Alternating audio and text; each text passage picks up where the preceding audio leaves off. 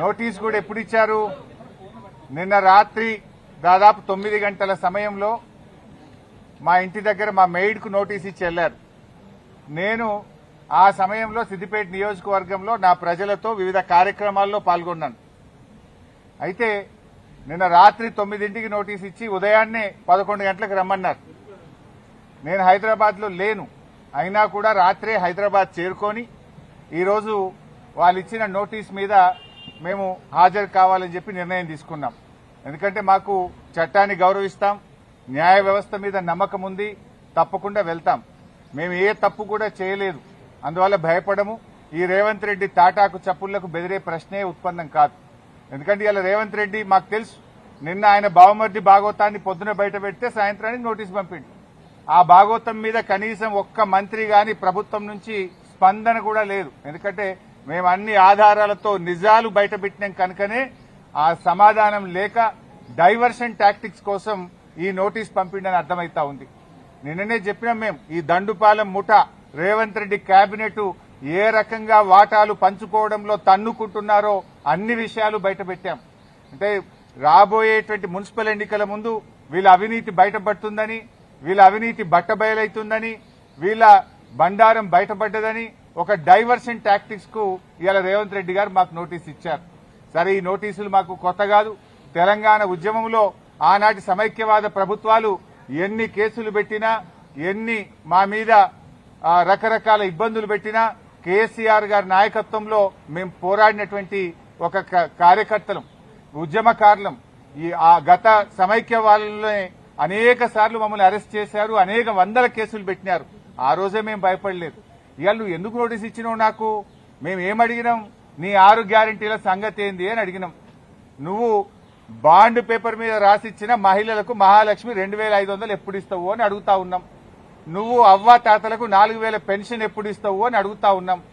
నీ యొక్క అక్రమాలు, నీ బొగ్గు కుంభకోణము, నీ పవర్ కుంభకోణము, నీ హిల్ టీపీ ఇండస్ట్రీస్ కుంభకోణము, నీ భూ కుంభకోణాలు అసెంబ్లీ వేదికగా, ప్రజావేదికగా ఎప్పటికప్పుడు నిన్ను ప్రశ్నిస్తా ఉన్నాం. సో నీ కుంభకోణాలు బయటపడుతున్నాయి. నీ వాటాల పంచాయతీలు స్వయంగా మంత్రులే ఒకరి మీద ఒకరు బయట పెట్టుకుంటుంటే నీ పరువు పోతుందని, నీ వాటాల విషయం ప్రజలకు అర్థమవుతుందని డైవర్షన్ కోసం ఈ నోటీసులు ఇస్తున్నావు. మాకు తెలియదా? ఇవాళ కృష్ణా నీళ్లను ఆంధ్రాకి అప్పచెప్తున్నావు. అదేవిధంగా గోదావరి నీళ్లను ఇవాళ చంద్రబాబు నాయుడు గారి ప్రభుత్వం, ఆంధ్రప్రదేశ్ ప్రభుత్వం గోదావరి నీళ్లను మళ్లించి మరి బనకచెర్లకు, నల్లమల్ల సాగర్ తీసుకుపోతుంటే నీ చేతగాని తనాన్ని ఎప్పటికప్పుడు నిలదీసింది బీఆర్ఎస్ పార్టీ, ప్రశ్నించింది బీఆర్ఎస్ పార్టీ, నీ యొక్క బండారాన్ని బయటపెట్టింది బీఆర్ఎస్ పార్టీ. సో నువ్వు అచేతనం అయిపోయినావు. నీదంతా బయటపడిపోతా ఉంది కనుక ఈ డైవర్షన్ టాక్టిక్స్ చేస్తున్నావు. మాకు తెలియదా? నువ్వు ఎన్నికలకు ఈ డ్రామాలు ఆడుతుంటావు. పంచాయతీ ఎన్నికల ముందు అప్పుడేమో మా కేటీఆర్ గారికి నోటీస్ ఇస్తావు. ఇప్పుడు మున్సిపల్ ఎన్నికలకు రేపో మాపో నోటిఫికేషన్ వస్తుంది కనుక మాకు నోటీస్ ఇస్తా ఉన్నావు. నీ సంగతి తెలియదు ఏముంది? మొన్న పంచాయతీ ఎన్నికల ముందేమో రైతు బంద్ వేసినావు. ఇప్పుడు యాసంగి పంటకు ఎందుకు రైతు బంద్ వేస్తలేవు? పంచాయతీ ఎన్నికలు లేవు. కేసీఆర్ గారు ఎప్పుడైనా డిసెంబర్ నుంచే రైతు బంద్ స్టార్ట్ చేసిండు. జనవరి అయిపోయినా రైతు బంద్ పడతలేదు. పంచాయతీ ఎన్నికల ముందేమో బతుకమ్మ చీరలు ఇచ్చినావు, మహిళలకు వడ్డీ లేని రుణం ఇచ్చినావు, రైతు బంద్ ఇచ్చినావు. ఇప్పుడు మున్సిపల్ ఎన్నికలు వచ్చినాయి, ఊర్లను విడిచిపెట్టిండు, రైతు బంద్ ఎగ్గొట్టిండు.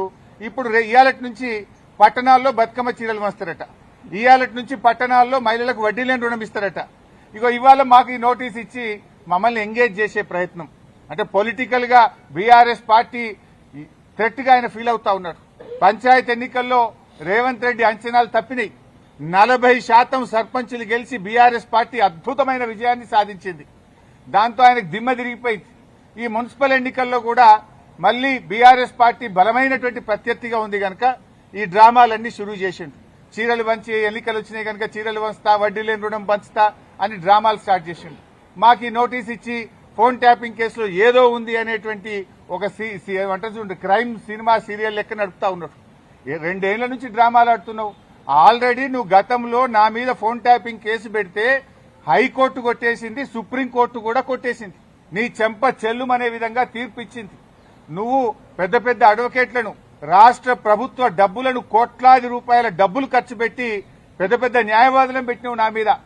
ఎంత పెద్ద న్యాయవాదులను పెట్టినా న్యాయం నా వైపు ఉంది గనక, మేం తప్పు చేయలేదు గనక, ధర్మం మా వైపు ఉంది గనక హైకోర్టులో మేము గెలిచాం. సుప్రీంకోర్టు కూడా నీ చెంప చెల్లుమనే విధంగా నువ్వు స్పెషల్ లీవ్ పిటిషన్ వేస్తే కూడా కొట్టివేసింది. న్యాయం నిలబడ్డది, ధర్మం నిలబడ్డది. అయినా నువ్వు మళ్ళీ పిలుస్తున్నావు. సుప్రీంకోర్టే కొట్టేసి ఇంకా మళ్ళీ పిలుచుడేంది డ్రామా? ఏంది డ్రామా? ఎన్ని రోజులు ఈ డ్రామా నడుపుతావు? 2 సంవత్సరాలు దాటిపోయింది. అంటే ఒక కంటిన్యూస్ గా ప్రజల్ని ఎంగేజ్ చేయాలని, మీడియాను డైవర్షన్ చేయాలని, ప్రజల అటెన్షన్ డైవర్షన్ చేయాలని నువ్వు ఎంత డైవర్షన్ చేసినా నేను ఎడవం. నీ బొగ్గు కుంభకోణం గురించి నిలదీస్తూనే ఉంటాం. నువ్వు ఆంధ్రాకు అమ్ముడుపోయిన విధానాన్ని నిలదీస్తూనే ఉంటాం. ఎల్టీపీ పాలసీ ఇండస్ట్రీ కుంభకోణం గురించి నిలదీస్తూనే ఉంటాం. నీ పవర్ స్కామ్ గురించి నిలదీస్తూనే ఉంటాం. నీ యొక్క అవినీతి బాగోతాలు అన్ని కూడా బయట పెడుతూనే ఉంటాం. 6 గ్యారంటీల కోసం తెలంగాణ ప్రజల పక్షాన నిన్ను ప్రశ్నిస్తూనే ఉంటాం, నిలదీస్తూనే ఉంటాం. నేను ఈరోజు బీజేపీ కిషన్ రెడ్డి గారికి కూడా ఒక లేఖ రాస్తా ఉన్నా. కిషన్ రెడ్డి గారు, మీరే కేంద్ర బొగ్గు గనుల శాఖ మంత్రి. సింగరేణిలో 49% కేంద్ర ప్రభుత్వానికి వాటా ఉంది. సింగరేణిలో జరిగిన అవినీతి కుంభకోణాల గురించి నిన్న మీడియా సాక్షిగా బయటపెట్టినా. ఈ రోజు నీకు కూడా లెటర్ రాస్తా ఉన్నా. నువ్వు ఒకవేళ రేవంత్ రెడ్డితో కుమ్మక్కు కాకపోతే వెంటనే సిబిఐ విచారణకు నువ్వు ఆదేశించాలని చెప్పి కిషన్ రెడ్డి గారిని డిమాండ్ చేస్తూ I'm writing A open letter to Kishan Reddy. Kishan Reddy గారు, నేను అన్ని ఆధారాలు ఇవ్వడానికి సిద్ధంగా ఉన్నా. రేవంత్ రెడ్డి బావుమరిదే ఈ యొక్క కుంభకోణాన్ని ఎట్లా నడిపాడు, ఎట్లా ఈ టెండర్లన్నీ రింగు చేశాడు, మరి కోల్ ఇండియాలో గాని, అదేవిధంగా వెస్టర్న్ కోల్ ఫీల్డ్స్ లో గాని, గతంలో సింగరేణిలో గాని ఎప్పుడైనా -10 నుంచి -20 టెండర్లు పోతుండే. ఈ సైట్ విజిట్ సర్టిఫికేట్ పెట్టిన తర్వాత మరి ఎవరెవరు టెండర్లు వేస్తున్నారో తెలిసి రేవంత్ రెడ్డి బావుమరిది ఆ కాంట్రాక్టర్లను బెదిరించి వాళ్ళు ఏ రకంగా ప్లస్ టెండర్లు, ఆయన పొందిండు టెండరు, ఆయన ఎవరనుకుంటే వాళ్ళకి టెండర్ వస్తుంది, ఎవరనుకుంటే వాళ్ళకి సైట్ విజిట్ సర్టిఫికేట్ వస్తుంది. 9E బ్లాక్ ఒక్కటే రద్దు చేయడం కాదు, ఈ టెండర్లు రద్దు చేయాలి. దీని మీద సిబిఐ విచారణ జరపాలని నేను నిన్న డిమాండ్ చేసిన. ఇలా వ్రాతపూర్వకంగా కూడా కిషన్ రెడ్డి గారికి I'm writing A open letter. దీని మీద వెంటనే బీజేపీ స్పందించాలని, నిజానిజాలు బయటకు తీయాలని, ఈ దొంగల్ని అరెస్ట్ చేయాలని, ఈ అవినీతి సొమ్మును కక్కించాలని, ఈ రాష్ట్రానికి సింగరేణి కార్మికులకు జరుగుతున్న నష్టాన్ని మరి బయటకు తీయాలని చెప్పి మేము డిమాండ్ చేస్తా ఉన్నాం.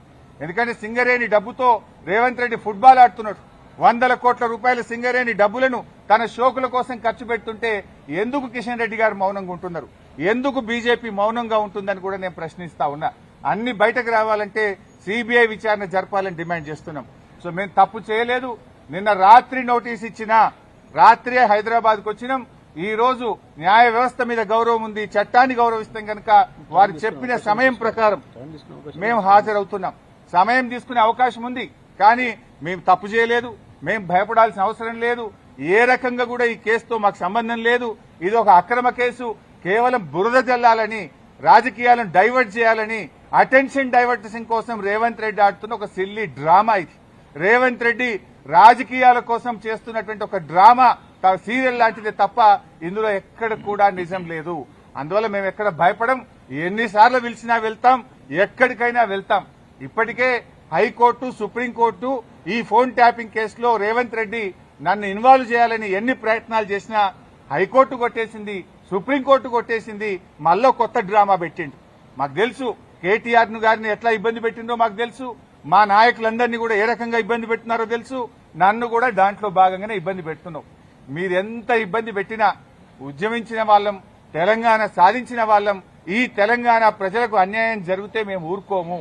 ఈ తెలంగాణ ప్రజల పక్షాన నిన్ను ప్రశ్నిస్తూనే ఉంటాం. తెలంగాణ ప్రజలకు నువ్వు ఇచ్చిన హామీలు అమలయ్యేదాకా నిన్ను ప్రశ్నిస్తూనే ఉంటాం. మీ అవినీతి కుంభకోణాలు బయట పెడుతూనే ఉంటాం. నిన్ను వదిలిపెట్టే ప్రశ్నే లేదు. మాకు తెలుసు రేవంత్ రెడ్డి 3 రోజుల కిందనే స్క్రిప్ట్ వేసి పోయిండు. ఆయన వరుసగా నోటీసులు ఇవ్వాలని, ఆయన స్విట్జర్లాండ్ లో, ఆయన అమెరికాలో తిరిగొచ్చేదాకా ఈ సినిమా నడపాలి, ఈ నోటీసులు ఇవ్వాలి, వరుసగా నోటీసులు ఇవ్వాలి. రాజకీయాలు ఆయన ఉండలేడు కనుక దీని చుట్టూ తిప్పాలి. బీఆర్ఎస్ నాయకులందరూ మున్సిపల్ ఎన్నికల మీద దృష్టి పెట్టకుండా అటెన్షన్ డైవర్షన్.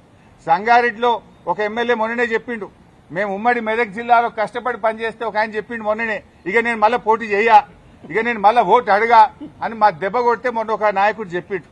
రేపు కూడా నువ్వు ఎన్ని డ్రామాలు చేసినా ఖచ్చితంగా మెజారిటీ మున్సిపాలిటీలు గెలుస్తాం. ప్రజలతో ఉంటాం. ప్రజల చేత నీకు తప్పకుండా ప్రజలే నీకు బుద్ధి చెప్తారు. మేము మాట్లాడుతున్నది నీ అవినీతి మీద బయట పెట్టినాం, దాని మీద సమాధానం చెప్పు. నీ 6 గ్యారెంటీల గురించి అడుగుతున్నాం, దాని మీదే సమాధానం చెప్పు. సంబంధం లేని కేసుల్లో మమ్మల్ని పిలిచి ఈ డ్రామా ఆడుతున్న వాడు ఎంతకాలం ఆడతావో నీకు సమయం దగ్గర పడ్డది. ప్రజలే నీకు తగిన గుణపాఠం చెప్తారు. తప్పకుండా మేము న్యాయపరంగా ఎలాంటి అవకాశాలు ఉన్నాయో న్యాయపరంగానే ఈ కేసును మేము ఎదుర్కొంటాం. Thank you.